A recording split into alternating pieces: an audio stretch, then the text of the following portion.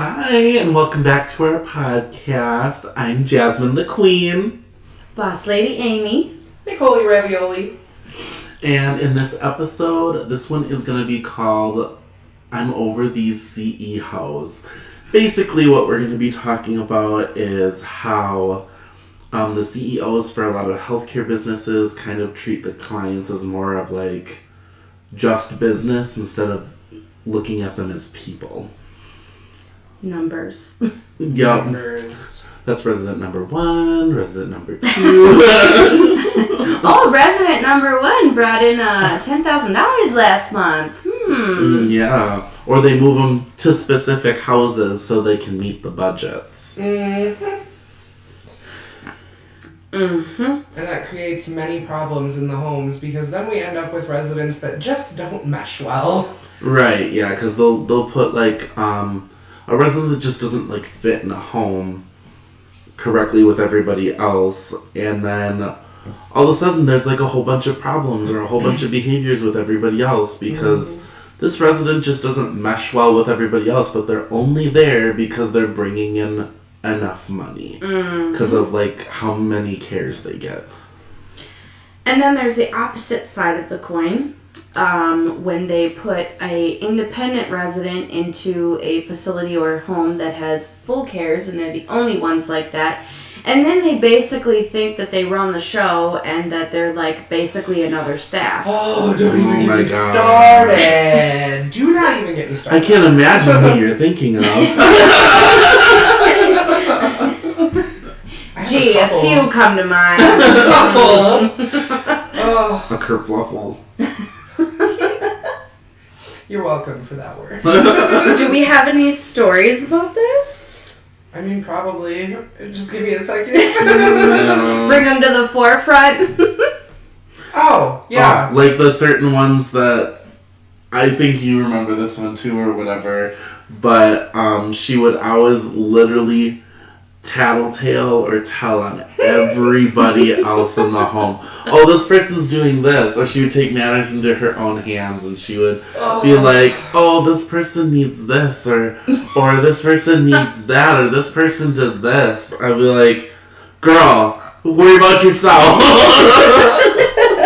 I now understand teachers who were like, you don't need to be a tattletale. It's fine. Like, there's so much stuff from school that I now understand, like, as an adult. Literally. And I think working has brought a lot of that, like, my understanding of that now that's brought that out. Right? oh, there's so much. I have a story about a resident who, like, thought she was staff. She literally tried toileting somebody. What? That's so dangerous. I was like, girl, get out. You can't. That's so dangerous. And she was like trying to like help pull her pants down. She was like, you do it like this. And I was like, I can take it from here. Please go to your room. Do I know said resident? I don't think so. It sounds a lot like one that we both know. From a certain house. Oh, We'll talk about it later. Yeah. Speaking of that one, though, that we both know, so she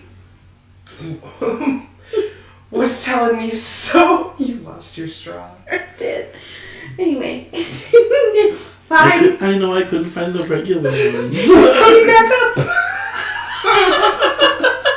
Okay, anyways, sorry. Anyways, the straw says, drink me. Okay, Alice in Wonderland, calm down.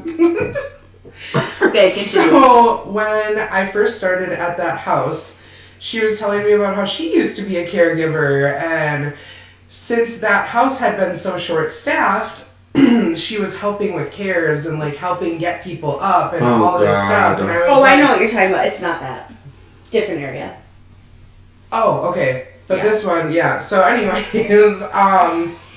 so she's telling me all these things and I'm like, there ain't no way, but I'm just smile and nod. That's what you have to do. And then she tried like feeding one of the residents and I was like, you can't do that. Like, please stop.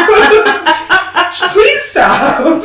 Because I hadn't even like finished cutting up that person's food. Like, I was like, you need to do your own thing. Please go sit down, eat your meal, and if you're not going to eat, then go find something to do. Well, I mean, that brings us back to, like, not placed in the right house. Like, that resident shouldn't have been placed in a house that, like, had people who needed high cares. Yeah. She should have been placed in a house where she can function like the rest of everybody else without having issues. She also had, like, some dementia going on. Yeah. So, like, she would try and, like, cook herself mac and cheese or whatever, and she would just walk away from the stove.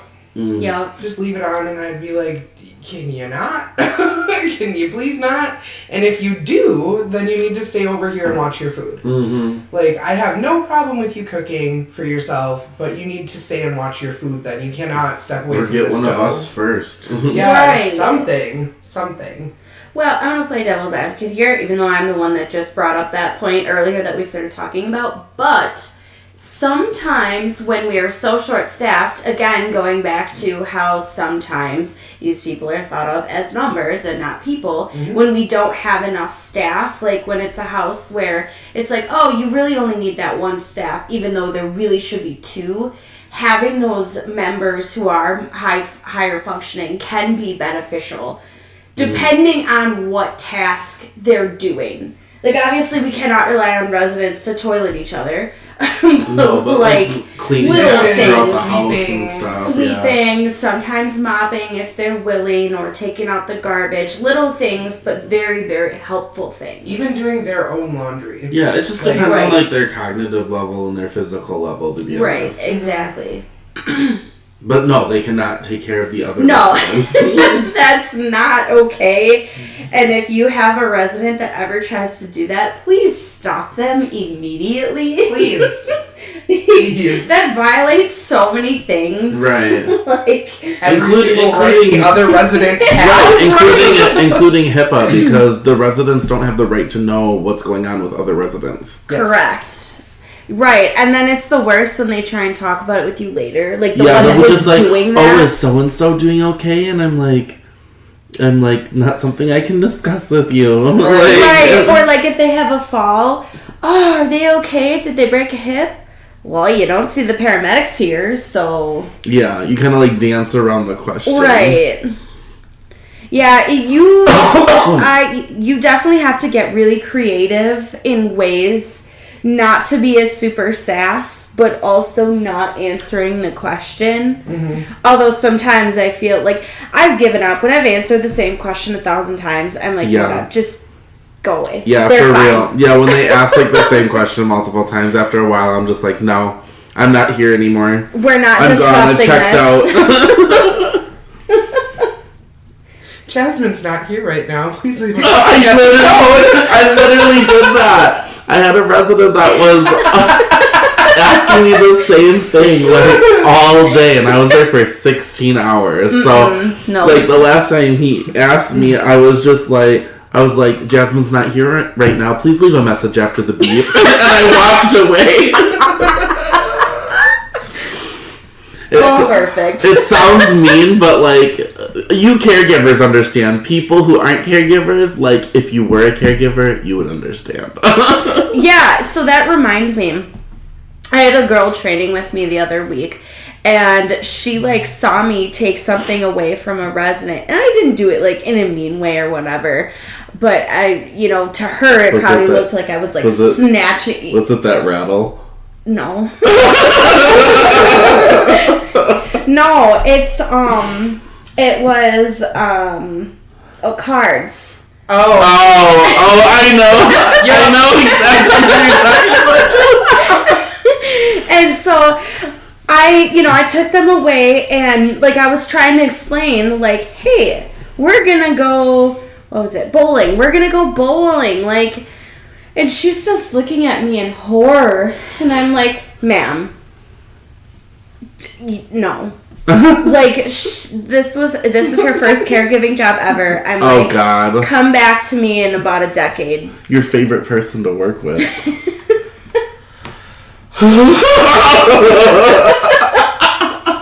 Never again. Never. Thank God you were there when I had to work with her. That is the second time that I've worked with that person by myself. I felt unsafe. I felt unsafe. Maybe if the ratios were better. Right, no kidding. Which I think this is a perfect time to explain ratios.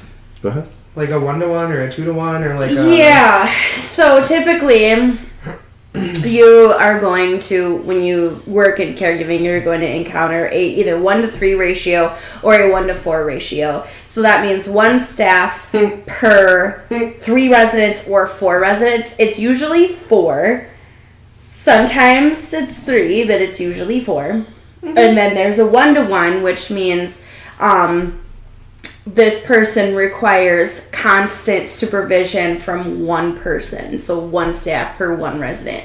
Normally there will have to be a lot of instances of like behaviors, falls, or what have you before a care team, which we have explained in previous episodes, so go take a listen if you haven't already, where they will pay for a 1-to-1. A 1-to-1 is quite expensive, and it's usually the last option before, like, it's at the end after you've tried everything. Mm-hmm. I've been trying not to interrupt you.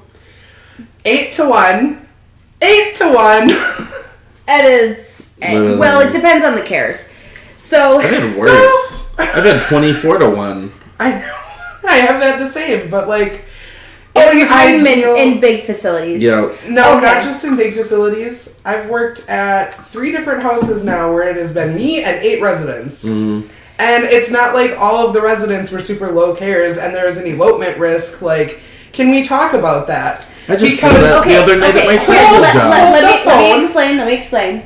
Okay, before we get into that, so A, we're going to talk about short staffing for one.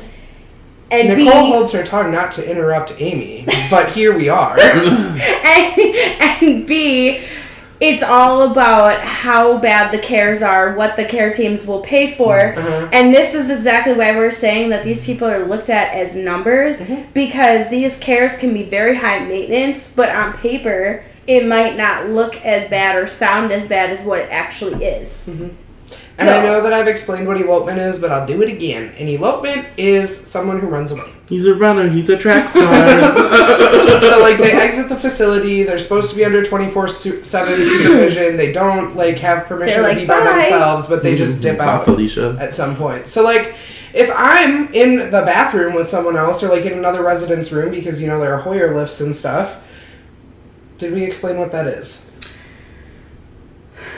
Probably in the I don't previous think so. episode. Okay, No, a we Hoyer haven't. lift is a full body lift with a sling. So, like, there's straps up here, straps down by their legs, and you hook them up to this machine and it lifts them for you, and there you have it.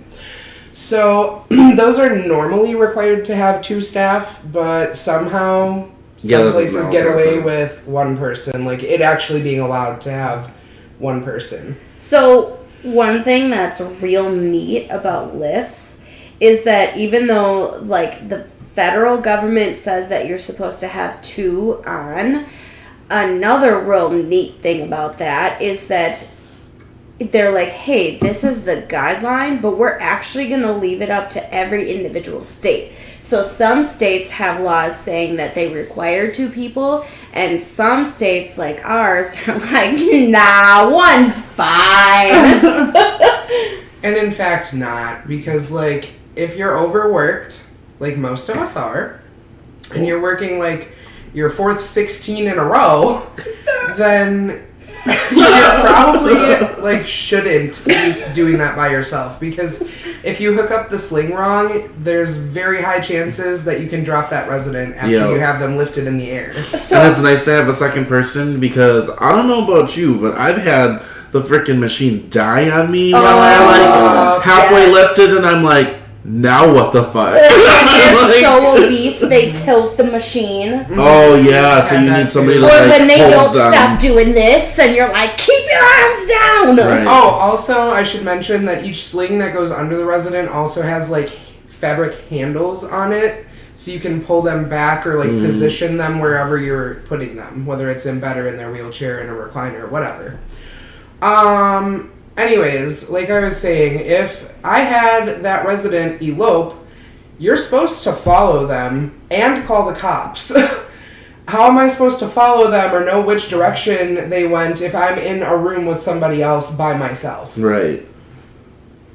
Especially, like, if you're But in the yet it middle would of, still like, be my fault. The company would find a way to turn it on me. right. Honestly, the amount of residents I've gone after, you'd think I'd be skinny, but here I am, still fat.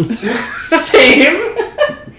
You know, with how much working out we do on the job between, like, showers and lifts and everything, it's a wonder any of us are overweight. I know. I did 2 showers the other day. I was like dripping in sweat, so I went outside to like cool down or whatever, and I just thought to myself, I'm like, how the F am I still fat? We should make a caregiver workout video. Like, especially when I work at the hospitals and stuff or whatever, like, I get, like, anywhere over, like, 10,000 steps or whatever, and that's just at work. Yeah. Like...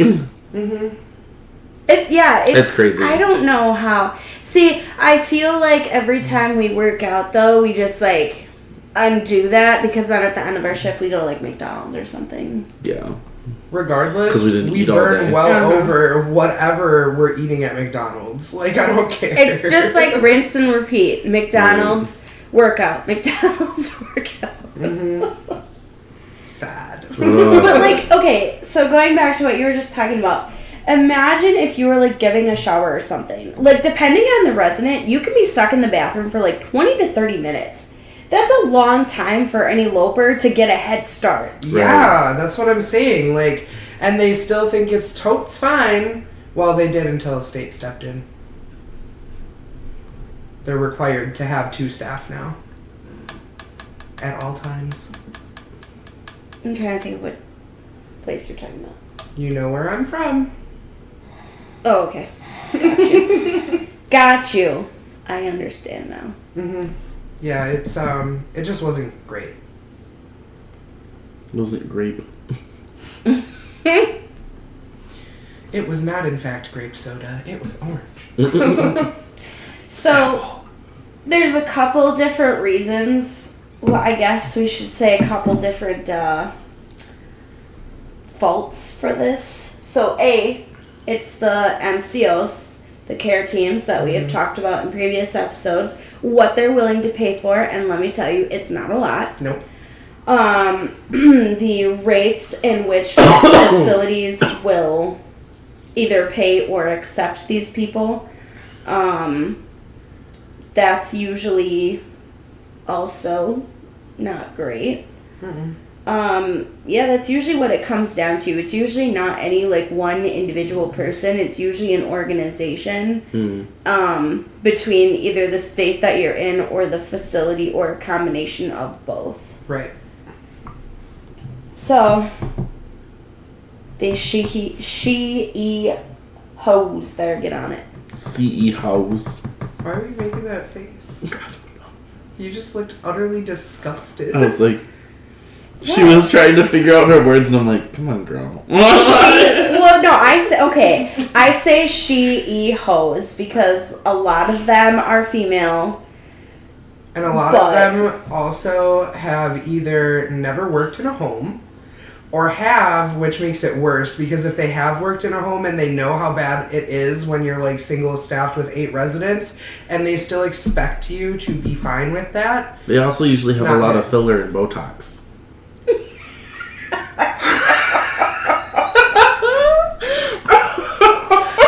So much shade! That's why they call me the queen. So, I don't want to throw shade at other females because, you know, I love the fact that, like, the healthcare world, especially the caregiving world, is a female-dominated industry. I love that. But at the same time, because most of, like, the people who are higher up in this, our little corner of caregiving, are primarily female, and it's not great because sometimes personal feelings and cattiness can, like, get in the middle of trying to conduct business, and it's very unprofessional, and it's not kosher by any means. No, and honestly, I wouldn't say you're throwing shade at females. I would say that you're throwing shade at crappy people, crappy bosses, crappy owners of companies. The ones that care about the money and not much else. Right, like, I mean, I'd like to think that if I started my own company that I would not be the money-hungry, like, power-hungry person. But honestly, I kind of think about it, and I'm like, if I did have the opportunity to start my own company, I feel like I'd be, like, a little money-hungry at first, because it's, like, something that I wasn't used to having. There is that, but I also feel like because we are all pretty empathetic people, I feel like we genuinely, like, care about yes. the others, though. I do feel like it becomes a really slippery slope, though, because, like, once you get to that point and you have to worry about this budget and that budget and this budget and that budget, like, you start to kind of see where all of the money goes. And so I feel like eventually once you reach, like, the tippy top, like, talking about, you know, being a CEO or higher of a company, I feel like eventually it kind of just happens naturally. You kind of just worry about money so much that, like, you become money hungry. Right. Well, I mean, that also goes to, I can't take a pay cut, I'll lose my summer home. Okay, that's different. Like, I would just sell that stuff. Those are the people that I'm talking about. Like, I can't afford to pay my staff more or, like, give them bonuses or such and so forth because it cuts into my budget for myself. Right. If your staff can barely afford to live in, like, a shitty apartment, there's a problem. Hey! Literally. But see, that also irritates me when companies are like, oh, we can't afford to give you a bonus, but we can pay for, like, I don't know, company-wide Christmas party or a pizza party. Yeah, a pizza party or something. And it's like, if you do the math, you would realize that's enough to give everyone, like, a $20 bonus, a $50 bonus. It's not much. There was one company, but it's better than nothing. There was one company that I worked for that, like, I didn't go to this. They, like, arranged this whole party thing or whatever, and it was, like, a dinner for all the staff or whatever. And I'm like, okay, cool. Thought about going, and then I found out that they arranged the party, but we were still responsible to pay for our own food. So we didn't even get a free meal through our company. And I was like, yeah, I'm not fucking Absolutely going. Unless I not. get paid to go to this party, I'm not going. I would have slapped somebody. I would have slapped a CE-Hoe. And, like, if they're literally paying thousands of dollars for you to enjoy this one night, like, I'd rather just take the bonus. Right. Like, give me a bonus. That's all I would want. And, like, obviously, if it's just, like, some manager that's, like, doing it out of their own money, like, kudos, we appreciate you. But if it's put on by the company, then it's, like, why aren't you just, like, giving us a bonus or a raise? Yeah. And I mean, honestly, like, I get along with certain coworkers, obviously, because, you know, we're all coworkers. Hey! But, like, I really don't want to go out of my way to hang out with all of my coworkers. No. So. Said it before, and I'll say it again. Find yourself some like-minded individuals at your job. Stick with them. Don't look at other people. Don't talk to other people unless it's about breathe the in their residents. direction. I mean, technically, Boss Lady Amy over here is the only one I met through work, but Nicole. Well, I mean, technically, we were only kind like of acquaintances. Mm-hmm. I don't know why. But me and Nicole were like in high school together, kind of. Yeah. Well, and then I found out later that we all had mutual people that we know. Yeah. Oh yeah, because I went to high school with that one person. Yeah, with that one person that's married to the other person. Not married. Not married. Oh, well, not yet. It's probably never gonna happen. They're both kind of lazy. Love you guys.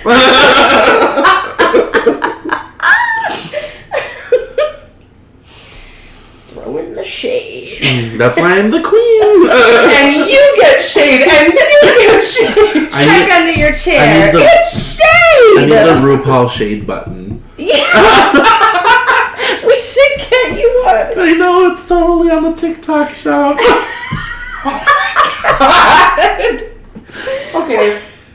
Okay, moving on. Moving on. Anybody have some closing statements?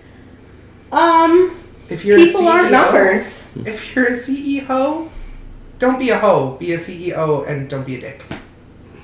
Fair. Be a nice person. People are people. Mm-hmm. Not numbers. Mm-hmm. Well, I think that's all we can say on that topic. So anyways, you can find us on our social medias. Now that we have videos, you can find us on YouTube, Boss Ravioli Queens. You can find us on TikTok at Boss Ravioli Queens. You can also email us or find us on Facebook at bossravioliqueens@gmail.com. We like friends. Yep, we like friends, we like feedback, we like other ideas. Questions, Because, comments, we can't concerns. think of all of them. Yeah, if you ever have any topics, please let us know. There's so many things that we haven't talked about yet that we would like to. So, And I also feel like now's a good time to say, like, we're trying to advocate not only for ourselves, but healthcare workers in general. So if you have a topic that you want us to talk about that you know that we haven't yet, or even if you don't know if we have, just message us or email us, comment on a post, whatever you need to do, but, like, make your voice heard because we will hear you. Yes, we will. Well, until next time, bye! bye!